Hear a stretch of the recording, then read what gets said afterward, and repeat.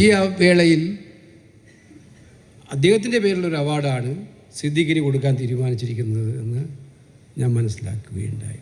സത്യത്തിൽ ഞാനിതിപ്പോൾ അതിശയോക്തി പറയല്ല, ഞാൻ ആഗ്രഹിച്ചതായിരുന്നു. വയനാട് ദുരന്തം കഴിഞ്ഞ് ഒരു ജനപ്രതിനിധി എന്ന നിലയിൽ സിദ്ദീഖിൻ്റെ ഒരുപാട് പ്രവർത്തനങ്ങളെക്കുറിച്ച് പറഞ്ഞു. സംഘടനാ പ്രവർത്തനം എന്ന നിലയിൽ അത് യൂത്ത് കോൺഗ്രസ് പ്രസിഡൻ്റ് ആയിരുന്നപ്പോൾ, DCC പ്രസിഡൻ്റ് ആയിരുന്നപ്പോൾ, അതൊക്കെ നമ്മുടെ ആഭ്യന്തര കാര്യങ്ങളാണ്, നമ്മുടെ പാർട്ടിയുടെ ഇൻറ്റേർണലായിട്ടുള്ള കാര്യങ്ങളാണ്. ഒരു പാർട്ടിയുടെ സംഘടനാപരമായിട്ടുള്ള കഴിവുകൾ തെളിയിച്ച ഒരാൾ, നല്ലൊരു സംഘാടകനായിരുന്നു, നല്ല DCC പ്രസിഡന്റുമാരിൽ ഒരാളായിരുന്നു, നല്ല യൂത്ത് കോൺഗ്രസ് പ്രസിഡന്റുമാരിൽ ഒരാളായിരുന്നു. അതിലൊന്നും ആർക്കും സംശയമില്ല. പക്ഷേ എനിക്ക് എൻ്റെ ഹൃദയത്തിൽ തൊട്ട് അഭിനന്ദിക്കാൻ തോന്നിയൊരു നിമിഷം,